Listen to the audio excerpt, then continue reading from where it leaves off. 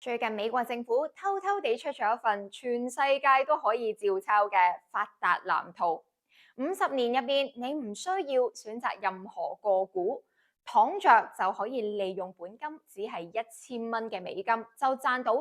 780萬嘅港紙。咁今集嘅內容呢，才女將會教大家點樣 copy and paste 完整咁照抄呢一個方法。但係又想同大家講，點解咁多人以往都好似有照抄，但係亦都會抄錯啦？啲錢從何來呢？記住收藏呢一集嘅內容 ，Central Group 俾你嘅朋友仔知道啦。首先講下乜嘢係 Trump account 特朗普帳戶先。The federal government will make a one-time contribution of $1,000 into a tax-deferred account that will track the overall stock market. We'll pick a. These kids would be very wealthy. 美國總統特朗普咧決定由2025年到2029年咧支持每一個美國新生嘅嬰兒咧係獲得免費嘅1000蚊美金投資落去一個追蹤美股嘅指數基金入邊，有超過咧500隻美國最大嘅企業，佔咗咧5兆美元嘅呢一個市值，但係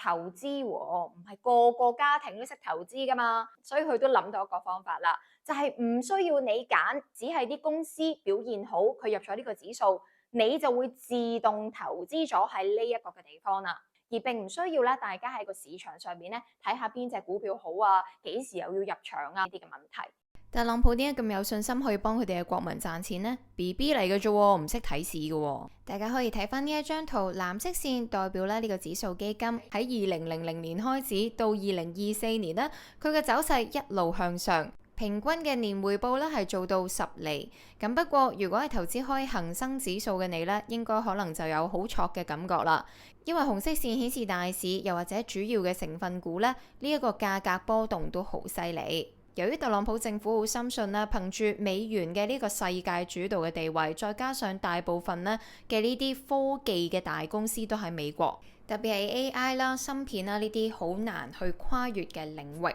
咁所以咧，將來嗰幾十年究竟係點樣呢？特朗普嘅政府咧就好相信佢係會一直攀升上去。Trump accounts will contribute to the lifelong success of millions of newborn babies. Very interesting, I think, for everybody to hear. 由於美股咧由過往1928年到2024年平均嘅年回報係10厘，所以咧以下講嘅兩個演算結果咧都係根據呢一個歷史嘅數字。如果大家中意想自己計咧，可以減低個數字，甚至你中意嘅話係可以加高個數字去計㗎。咁而係才女講嘅咧會有兩種嘅方法同埋兩種唔同嘅效果。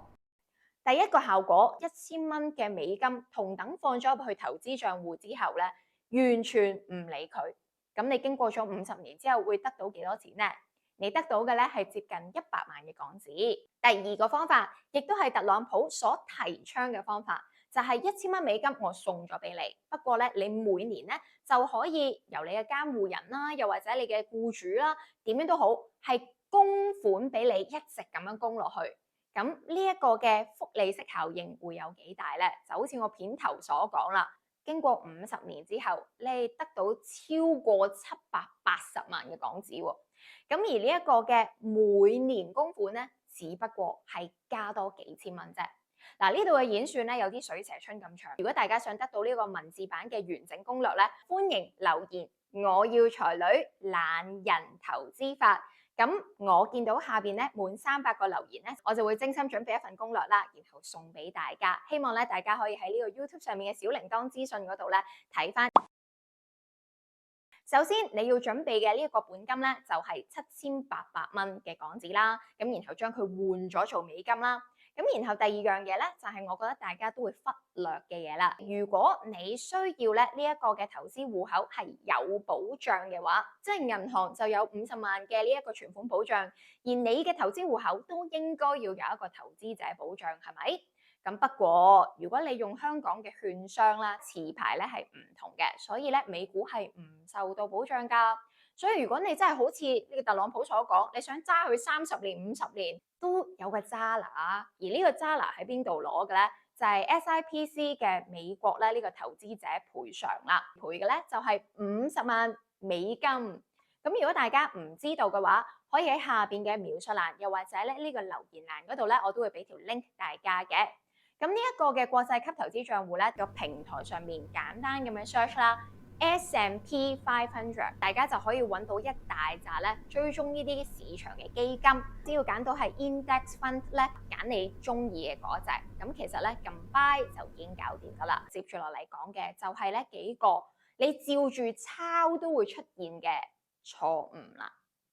首先呢一個嘅投資方法咧，只係利用到一個非常之低風險嘅投資方法。佢嘅回報咧喺美股上面嚟講，10厘係唔高唔低嘅，特別係對準住人哋美國嘅通脹都可以上到9厘，減埋嗰9厘之後咧，其實你實質嘅回報只係得1厘或者係多啲嘅啫。咁如果大家想詳細睇翻你嘅實質嘅投資回報有幾多，可以睇翻呢一條嘅影片。好啦，第二樣嘢。呢一個嘅低風險投資方法最重要嘅係需要有時間。如果我唔係50年攞錢，我要早啲攞錢，我等唔到咁多年，我要攞啲錢出嚟使嘅話，咁其實呢一個嘅回報又會差幾遠呢？睇翻呢一張圖啦，大家見到啦，如果你係想喺第26年嘅時候攞錢出嚟，即係話其實係啱啱一半嘅時間，原來咧你唔係得到780萬嘅一半喎。嗰度咧係差咗10倍嘅分別喎。原來我早咗20幾年攞錢，我嘅財富係少咁一大截嘅。之前有觀眾問我啦，我自己去投資呢啲指數型基金，咁不如我就將嚿錢放喺銀行嘅儲蓄保險啦，都係一樣唔可以攞錢出嚟，咁啊放耐啲，咁應該有錢賺，同埋銀行咧仲話有8厘噶嘛。咁首先咧，我有幾樣嘢咧喺呢條影片入邊咧已經完整地同大家講咗，買銀行嘅儲蓄保險咧係啲乜嘢嚟，有咩風險，提早退保有啲咩問題。首先，銀行咧銷售嘅係一啲主動型嘅基金啦，咁呢啲主動型嘅基金成日都喺度轉緊一啲唔同嘅投資產品，而係轉到可能你都唔知道，而當中嘅風險有幾大呢？通常咧都係比起我頭先所講嘅或者特朗普所提倡嘅 S&P 500咧係高好多嘅。咁第二樣嘢啦，就係銀行嘅儲蓄保險咧，唔係銀行產品，係唔受存款保障嘅。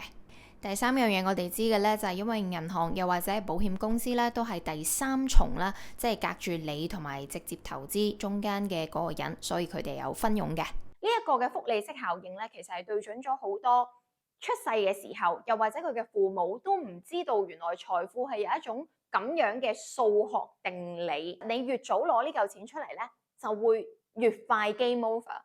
而呢個特朗普咧聰明咗一個地方，例如呢一個細路仔咧喺25歲之前，佢只能夠攞一半嘅本息出嚟，係做啲乜嘢嘅咧？只可以容許佢哋繼續接受大專教育啦，又或者係買自己嘅手指樓。而一直到30歲之後啦，我中意攞嚟買袋又好，奢侈品又好，呢一個嘅自由度咧，佢哋30歲之後先至有。而時間對於本身咧就係唔係太有錢嘅人嚟講咧，就係最短缺嘅資源。下年要結婚噶咯喎，我下年買樓噶咯喎。呢嚿錢即使佢放咗入去呢個投資戶口入邊，因為我哋係自製噶嘛，我哋唔會有人綁住我哋噶嘛。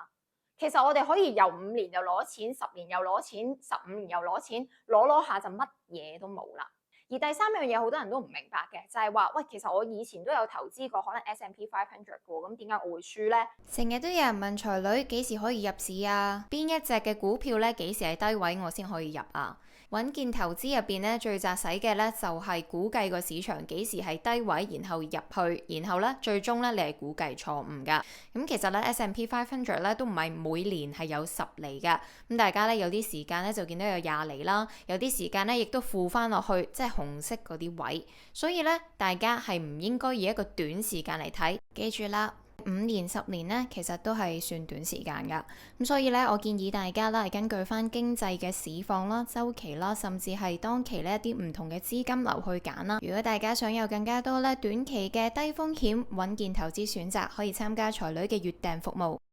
所以特朗普咧都諗住解決呢個問題啦。唔好煩啦 ，S&P 500啦。如果你投資標普500指數，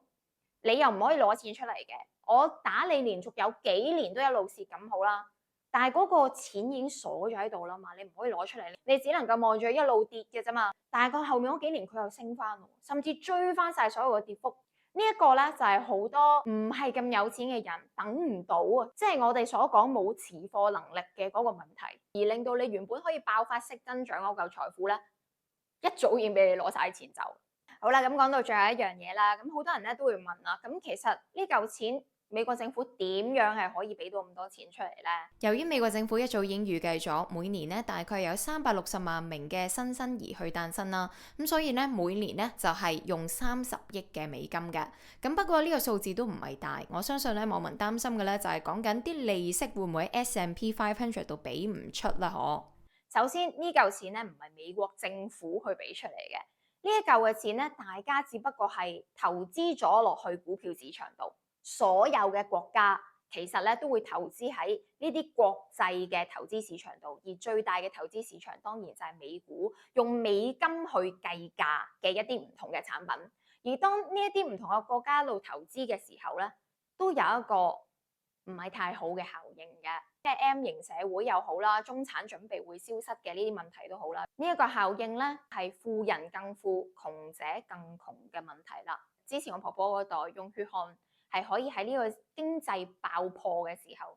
啲國家都仲喺度講緊我哋有殖民地啊，呢度咧又可以有新嘅人去幫我哋去做奴隸啊 ，GDP 增長好快啊，到咗而家成個增長已經放緩落嚟嘅現象，呢啲複利式爆發增長嘅財富，佢可以篩低一大紮咧，其實根本就冇背景冇父幹，又或者唔願意一直供款，唔相信呢個投資力量嘅人，你問下呢班人究竟 care 唔 care 佢一個月要放1000蚊美金落去呢個投資市場上邊，佢直情係賭錢落海佢都可以，係咪？但係對於你嚟講，你需要如何有一個信心，就係因為你需要對嗰樣投資係有所理解，但係如果你唔係投資開，你唔信啊嘛，你連嗰個 account 你都未開，即係你會睇下，喂唔係喎，1000蚊美元，我始終都要放落去，都要做一大扎嘢，我又唔知係唔係，咁算啦，遲啲先做啦。但係其實唔係遲啲個問題，你遲1年你就已經係少咗勁多嘅財富喺後邊，你唔會有咁多年去等住你。唔係因為我同你講 S&P 500就係 S&P 500，唔係因為特朗普同你講，係你要自己相信，因為呢個係一個幾十年嘅投資，而你可以隨時攞翻錢出嚟。而唯一一個你唔攞錢出嚟嘅原因咧，就係因為你已經知道呢個遊戲係點玩。而對於我嚟講咧，我真係揸住好多嘅呢啲錢，我都係唔會放出嚟。我可能咧都會教埋我以後嘅小朋友，即係如果我有啦，將來我都希望佢知道咧，投資嘅效應咧就係咁樣。講真嗰句，如果我唔去開始先，我嘅小朋友唔會致富，我嘅小朋友唔會致富，佢下一代都唔會致富。呢個社會咧的而且確係充斥住呢一個咁嘅問題，傳承嘅問題又好，錢嘅問題都好。今集內容有啲長，如果你睇到呢度嘅話咧，多謝你對才女一直嘅支持。喺開呢個 channel 之前，我係金融科創公司嘅創辦人。如果大家咧想睇更加多穩健投資、日日收息嘅內容，記住嚟翻呢個才女嘅 YouTube 頻道之餘咧，可以喺下邊留言欄嗰度留言，我要才女懶人投資法。咁咧我就會將咧呢一份咧咁多人咧留言要 request 嘅攻略送俾大家啦。我哋下集嘅內容再見面啦，拜拜。